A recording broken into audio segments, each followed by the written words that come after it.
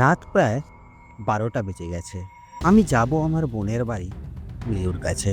কিন্তু নীলু বলেছিল একটু তাড়াতাড়ি করে বেরোবে বাড়ি থেকে। আমারও কাজ থাকায় আসতে অনেকটা দেরি হয়ে গেছে।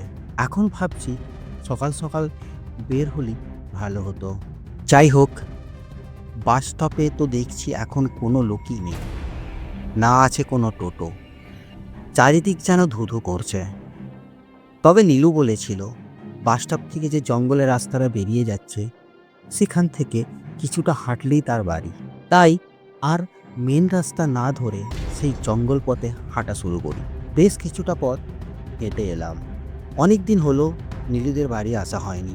সবই এখন পাল্টে গেছে, রাস্তা, ঘর বাড়ি। এখানে তো দেখছি একটা ঘর পর্যন্ত নেই। আবার হঠাৎ মনে মনে ভাবলাম আমি মনে হয় পথ হারিয়ে চলে এসেছি অন্য রাস্তায়। জায়গাটা যেন অস্বাভাবিক নিস্তব্ধ, যেন সময় থেমে আছে এখানে। চারিপাশে কোনো লোককেও দেখছি না। আর এমনিতেও রাত 12টায় কেই বা থাকবে রাস্তায়। আর আমি তো বুঝতেও পারছি না সঠিক পথে যাচ্ছি না ভুল পথে হাঁটছি। দেখাই যাক, এই রাস্তাটা ধরে হাঁটি, যদি কিছু পাই বা যদি কারোর দেখা পাই। তৎক্ষণাৎ হঠাৎ দেখলাম রাস্তার পাশের একটা গাছে লাগানো আছে একটা পুরনো সাইনবোর্ড।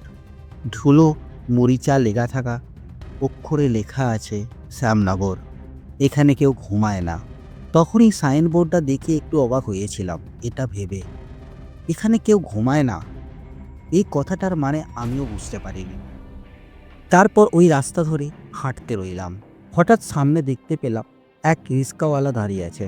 ওনাকে কি জিজ্ঞাসা করা ঠিক হবে মনে মনে ভাবলাম, যদিও আমি তার রিক্সাতে যাব না। আবার ভাবলাম যাই একবার জিজ্ঞাসা করে দেখি, যদি উনি কিছু আমাকে বলতে পারেন বা আমার কিছু সাহায্য করতে পারেন।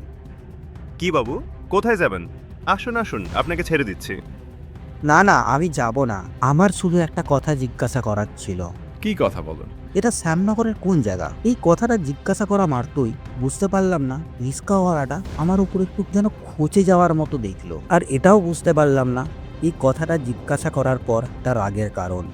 শ্যামনগরের কোন জায়গা আমি জানি না।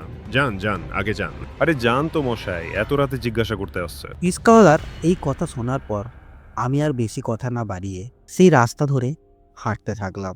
একটুখানি আগাতেই দেখলাম একটা ভাঙা বাড়ি। ভাঙা বাড়ির জানলাটা লক্ষ্য করে দেখলাম হঠাৎ খুলে গেল। আরেকটু ভালোভাবে দেখতেই বুঝতে পারলাম কোনো এক ছায়া যেন সরে চলে গেল ভেতরের দিকে। একটু ভয় পেয়েছিলাম। সাহস করে ভাবলাম হয়তো বাড়ির মধ্যে কেউ আছে। তাই আর কোনো কিছু না ভেবে এগিয়ে গেলাম বাড়ির দিকে। গিয়ে বললাম, হ্যালো, কেউ আছেন নাকি বাড়িতে? শুনছেন? কেউ আছেন বাড়িতে? আমি রাস্তা ভুলে গেছি, যদি একটু বলেন এটা শ্যামনগরের কোন জায়গা? শুনছেন? কেউ আছেন বাড়িতে? এত করে ডাকা সত্ত্বেও কারো সাড়া পেলাম না। হঠাৎই আমার কানে একটা শব্দ এসে পৌঁছালো। তোর আসাটা উচিত হয়নি এখানে। কথাটা শুনেই যেন গা শিগিরে উঠল। তখনও বুঝতে পারলাম আমি ভুল করেছি মনে হয় এই বাড়ির সামনে এসে। তৎক্ষণাৎ দেখলাম আমার পিঠে কেউ হাত রেখেছে। ভয় পেলাম, সঙ্গে সঙ্গে ঘুরে তাকালাম, দেখলাম কেউ কোথাও নেই। প্রচণ্ড ভয় পেয়েছিলাম আমি সেই সময়। আর ভাবছিলাম কে রাখলো আমার গায়ে হাত।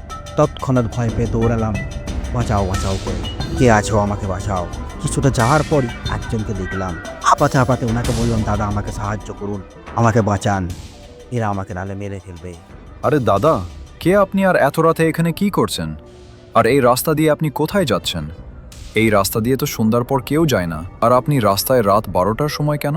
আরে দাদা আর বলবেন না, আমি যাচ্ছিলাম শ্যামনগর আমার এক বোনের বাড়িতে। আসতে অনেকটা লেট হয়ে যায়। অন্ধকারে বুঝতে পারছিলাম না কোনটা ঠিক রাস্তা। তবে একটা কথা বলুন তো, ওই সামনে যে একটা ভাঙা বাড়ি দেখলাম, ওই বাড়িটাতে কি কেউ থাকে? কেন বলুন তো? না, দেখলাম আমি যখন ওই বাড়িটার সামনে দিয়ে পাস হচ্ছিলাম, দেখলাম জানালাটা খুলে গেল আর একটা ছায়ার মতো দেখলাম।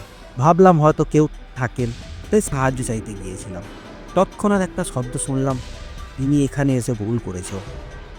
আর তার সাথে সাথেই দেখলাম আমার কাঁধে কেউ হাতও রেখেছে। কিন্তু যখনই পিছনে ঘুরে তাকালাম কেউ কোথাও ছিল না। আরে মশাই, আপনি জানেন না হয়তো, ওই বাড়িতে এক বৃদ্ধা থাকতেন। গত 6 মাস হলো এক অসুখে তিনি মারা যান। তার কিছুদিন পর থেকে গ্রামের লোক বলে সন্ধ্যার পর ওই বাড়িতে নাকি এখনও ওই বৃদ্ধাকে দেখা যায়। তাই সন্ধ্যার পর এই রাস্তা দিয়ে কেউ যাতা করে না। যাই হোক, আপনি চলুন। আপনি কোথায় যাবেন আমি আপনাকে পৌঁছে দিই। তবে আপনার খুব ভাগ্য ভালো যে আপনি বেঁচে গেছেন। তারপর ওই দাদাটার সাথে গল্প করতে করতে আমি পৌঁছালাম নীলুর বাড়ির সামনে। তৎক্ষণাৎ দেখলাম নীলু বলে উঠল, উত্তম দা, আমি এখানে। অনেকটা দেরি করে ফেললে, চলো চলো, আর দেরি না করে ঘরে চলো। হ্যাঁ হ্যাঁ যাচ্ছি দাঁড়া, ওই দাদাটাকে একটা থ্যাঙ্কস বলে আসি। হঠাৎ পিছনে করে তাকিয়ে দেখি সেই দাদাটা আর নেই। আরে উত্তম দা, তুমি কার কথা বলছো? আরে নীলু, তুই দেখলি না আমার সাথে যে দাদাটা গল্প করতে করতে আমাকে তোর বাড়ি পর্যন্ত পৌঁছে দিয়ে গেল? কই, আমি তো কাউকেই দেখলাম না। যাই হোক, চলো চলো, ঘরে চলো, অনেক রাত হয়েছে। হঠাৎ ভাবলাম তাহলে কে ছিল উনি যে আমাকে বাড়ি পৌঁছে গেল?